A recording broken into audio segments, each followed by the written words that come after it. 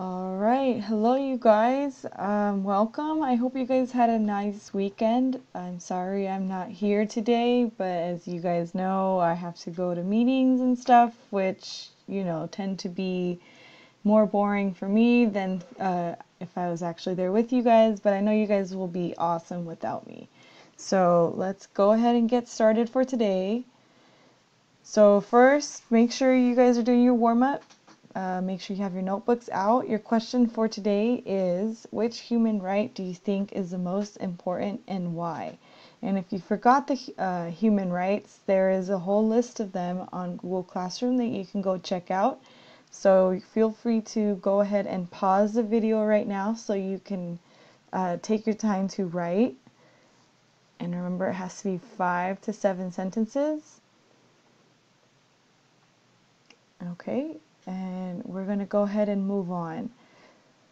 So for today, I want you guys, some of you guys started this on Friday, but I believe period 1 didn't get to start it yet. But other than that, this should be pretty familiar to everybody. So we started to look at the human rights, at the Declaration of Human Rights. And I gave you guys a handout. It's called Rights Around the World. And there was 4 things highlighted on each of those. And I asked you guys to work as a group. And you're only going to look at the 4 that are highlighted on that. So if the sub hasn't passed it out, make sure you go grab it from him or her. And then it should look like this. Okay. Rights around the world. And you're only doing 4, because if you see, there's 32. So don't freak out. You're only doing 4. And then what I went ahead and did is I made a Rights Around the World worksheet for you guys to use. So if you open it, it'll look like this. And all you're going to do is you're just going to fill it out with the information. And I'm going to do one as an example right now so you see what my expectations are. I had a few of 3rd and 5th period turn theirs in on Friday, and there was only one that was done correctly. Everybody else starting to get a little lazy, so you need to make sure that you're doing what you need to be done. So let's see.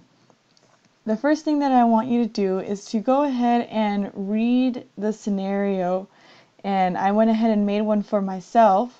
You're going to read the scenario, and you're going to decide whether it is upholding your right or if it's a violation.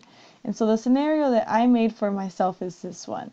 And it says, the 45th President of the United States ends the Deferred Action for Childhood Arrivals program, known as DACA. So, is it upholding a right or is it a violation?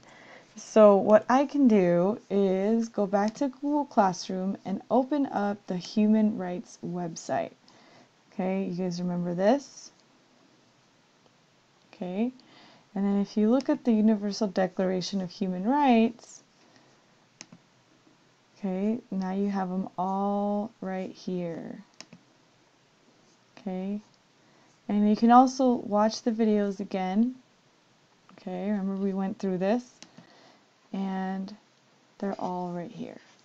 Okay, so I'm going to go through them, and I'm going to look to see if it's violating any of these human rights. So let's see, the no unfair detainment, human rights, all equal, you have rights no matter where you go, right to privacy. Okay, well maybe right to asylum, and so I would read it, and it says, everyone has the right to seek and to enjoy in other countries asylum from persecution. This right may not be invoked in the case of prosecutions genuinely arising from non-political crimes or from acts contrary to the purposes and principles of the UN. So maybe this right here, they're able, or they should be offered asylum from persecution. So when they feel like they are in danger, they can go somewhere else to live. Let's see, right to ownership, right to democracy, maybe workers' rights. Oh, here we go.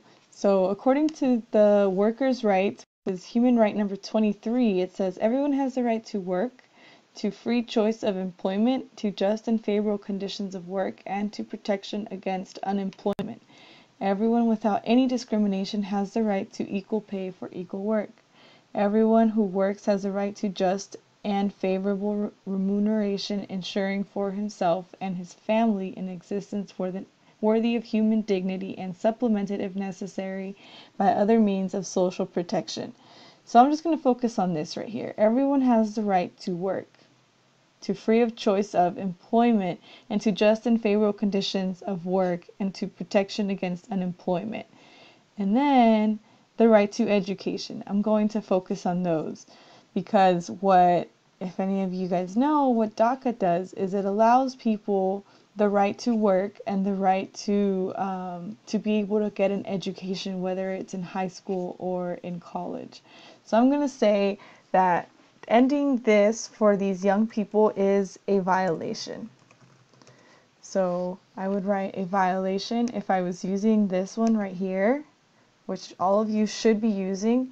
I would say this is a violation. Okay? And then don't forget to write your scenario number. So if you look at this right here, every single scenario has a number right here. So every single person has a different thing they're looking at. Make sure you write that down right here. Okay, so I don't really have a scenario number, so I'm leaving mine blank.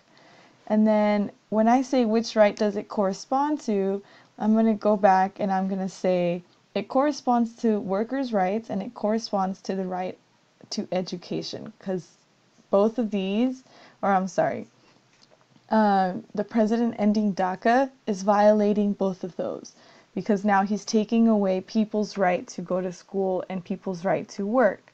So I'm going to say this scenario is violating human right number 23, which is workers' rights. And number 26, which is the right to education. Okay, and so now the next thing that I asked you guys to do is to find one article that talks about each event that is assigned to your group. And I want you to format it and cite it using MLA format. So again, I want you to format it and cite it using MLA format, and then I guess I shouldn't say it right here, but so basically what you're going to do is you're going to look again at your scenario. Okay, and this is my scenario right here. So what I'm going to do is I'm going to Google the key points. So I'm going to say DACA and then maybe some human rights. So I'm just going to say DACA as, and it's already there, as a human right. And I'm just going to go through and see. Let's see, UN rights boss urges U.S. Congress to give Dreamers legal status. So there's all sorts of things that I could talk about. Let's see. I'm going to look at this one. So I'm just going to go through to make sure that this is talking about the right thing. Yep, Trump administration, Obama era, deferred action for childhood arrivals, etc., etc.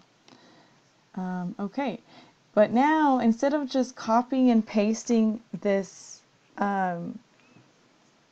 this link right here right into our handout right here, we have to cite it using MLA format. Okay, so MLA format, if you remember, is a very specific way of citing things, and I told you guys about this website right here, EasyBib. So easybib.com is super easy to use. All you need to do is plug in the website. So then you just paste it and you click on cite it. And then you click cite this. And then you continue. And then you make sure that everything looks right. It says it doesn't have an author, but I don't think... Oh, it actually did have an author. It's this guy right here, so Frelick Bill. So I'm going to go ahead and manually put that in. So Bill Frelick. And then I'm going to go ahead and click create. Oh, and it's going to make me watch this ad. I'm going to watch it without you guys. So let me pause.